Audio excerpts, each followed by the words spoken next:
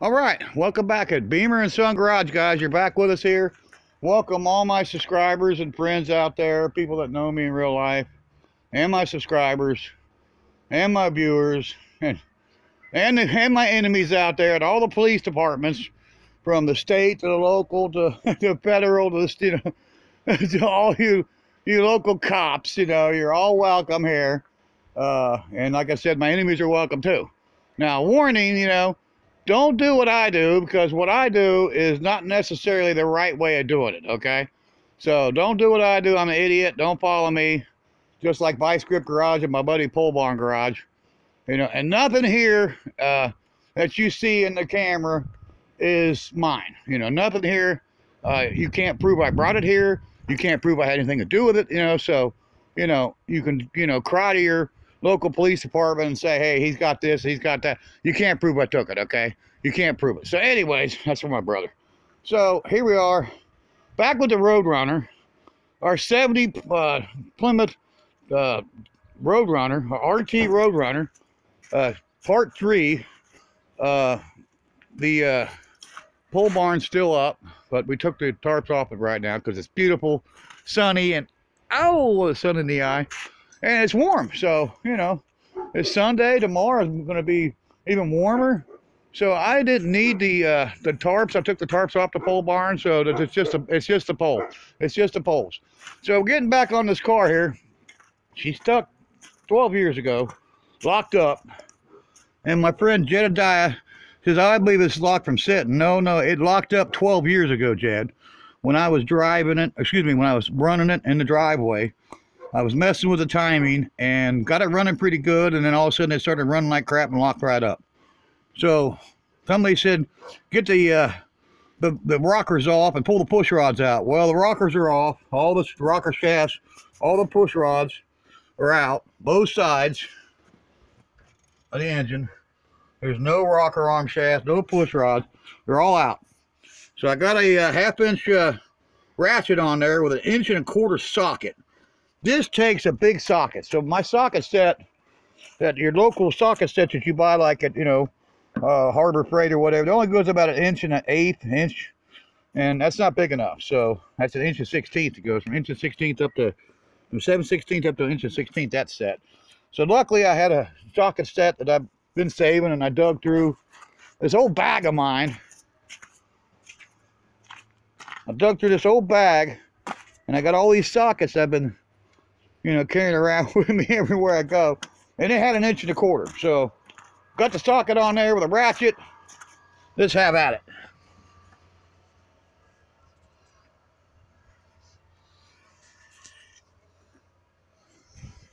There we are. Whoop. I fell. I'm standing on ice.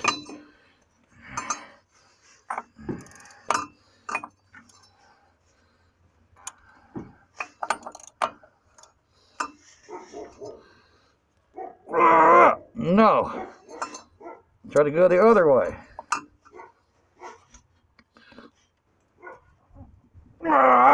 No. No, she's still locked up. I knew she was. But I wanted to prove to everybody. So that's a 1/2 inch drive ratchet, socket, and I ain't no lightweight. I probably had good 70, 80 pounds of torque on that, and it wouldn't move. So, okay. So that didn't work. Our buddy at Old Man in his shop, built but not bought, he was one of our watchers and viewers and commenter. He says, hey, pull the rocker arms off, pull all the push rods out, take all the pressure off all the valves. We did that, and it did make a difference. So I went and got me a hammer, and it's a claw hammer. So we got us a claw hammer. And we're going to do the old tappy-tappy on each one.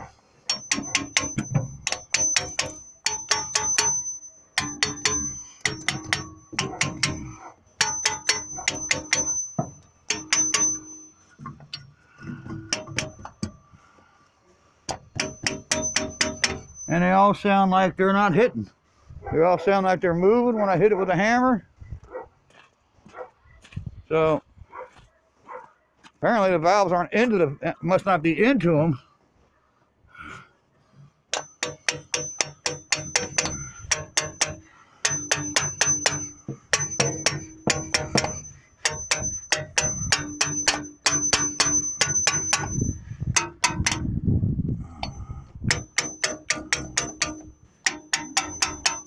So, nothing there. Same as I was before when the rocker arms are on it. Now, examining the valves, if one's bent, you would think one would be hung up. So one would be partially closed. And they all look to be the same height.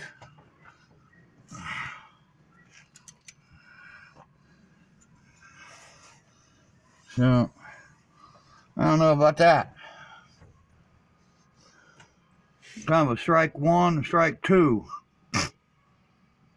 Strike one, pulling the rockers and push rods out. And then, of course, strike two by turning the crankshaft. And then strike three by taking the old hammer and doing the old tappy-tappy on top of the valves. So we're back to square one. We're still pretty much where we was at the beginning. We're nowhere, no better off than we were.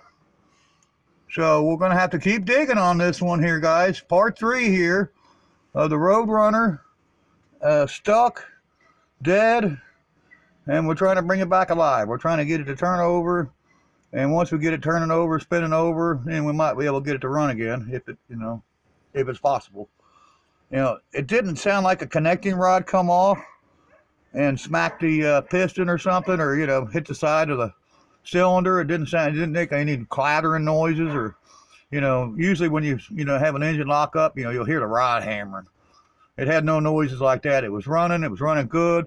Then it started missing a little bit, running like shit, excuse my language, and then it just shut off quick and just locked right up tight as a drum. And from that moment on, all the way to this moment here, it's exactly the same as it was that day it happened.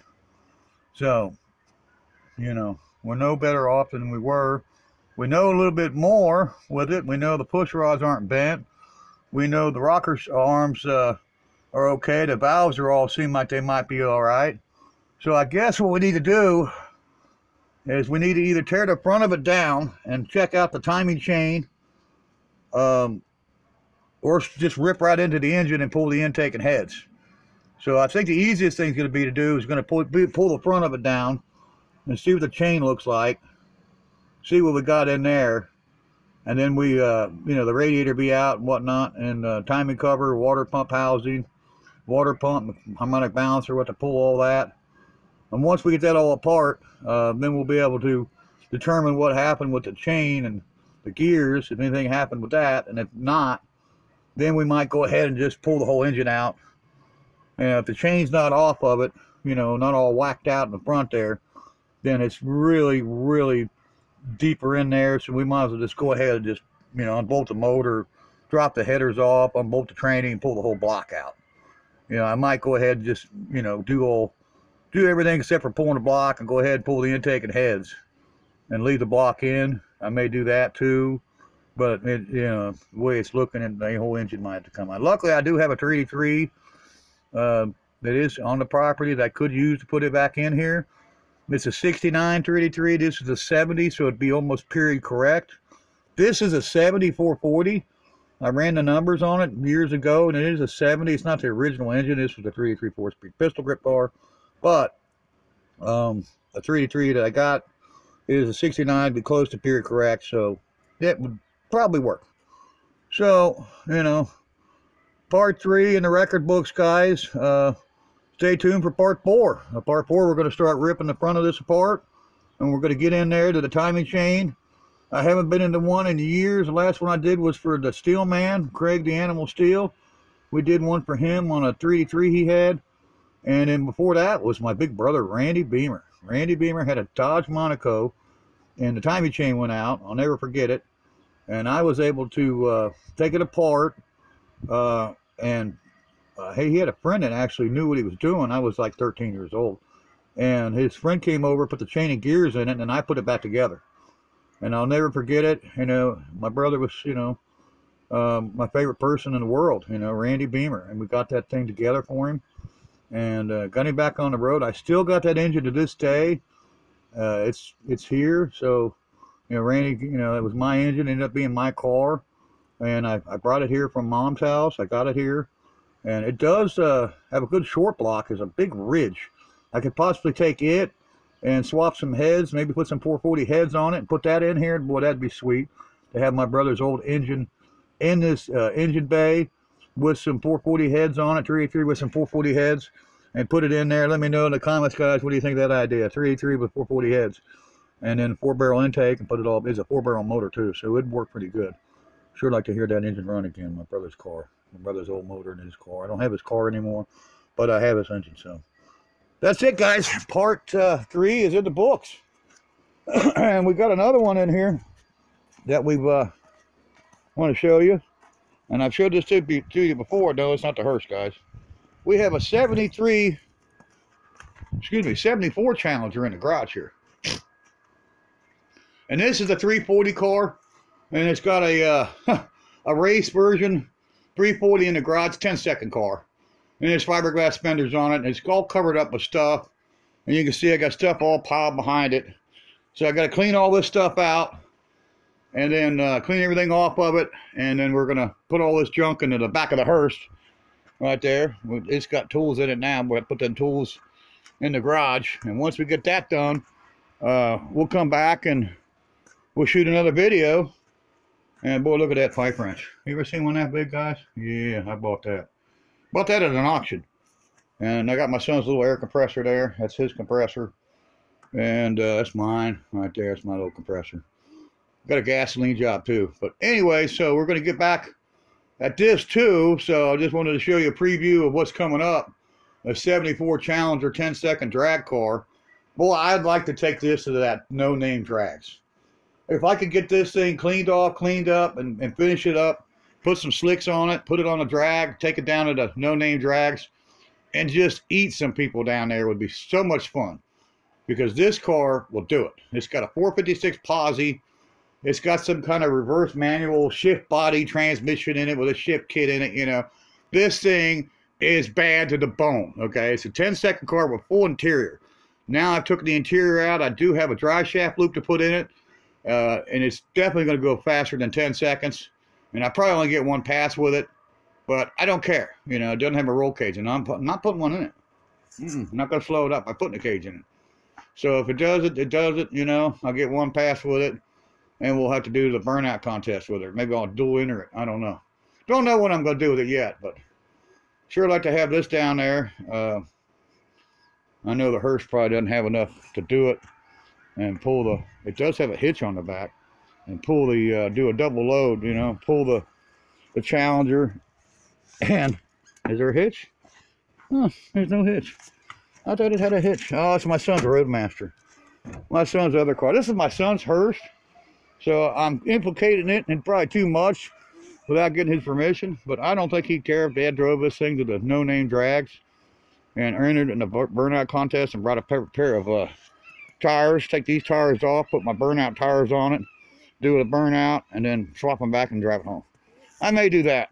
I'd really like to take the Road Runner too, but you know, you can't do everything, guys. I can only do so much. I'm only one guy. So part 3 is in the record books. Engine's still stuck.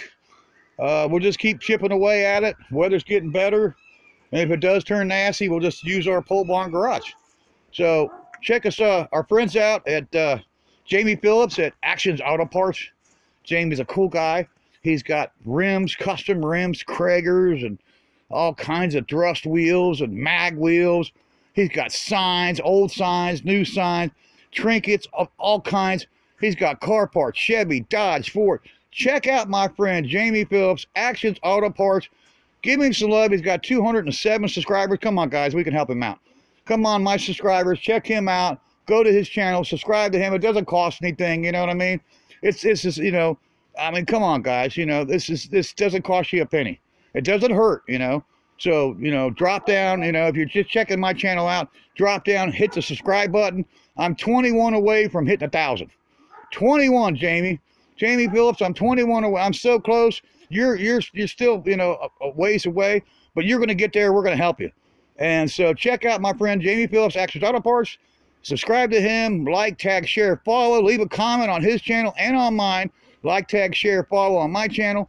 We're also on Instagram at Beamer Garage. Check us out on Instagram. We're also on Facebook at Beamer Garage on Facebook. Check us out. And our friend Scott Speed Shop, check him out. Bad Tree Productions, man. J-Bo. Love you, J-Bo. Blake, of course, he's one of my favorites. Blake always talks to me. And Jeremy, yeah, I think Jeremy's cool with that 340 he's building. I like to race him with my Challenger. I'd like to take him on right there. I got something for you, Jeremy. Right there. 74 Challengers. Got your name. It's got your name on it. I like to drag. Back in the day, I was kind of like a Don Garlits on the street. The drag strip, not so much. But on the street, I had a reputation of just beating people. And there was my beater right there. There was the people right there that I beat with this car. This old 69 Mach 1 whooped a many of them. Big block 454s, Chevelles, 440s, Chargers. I whooped them all with that car.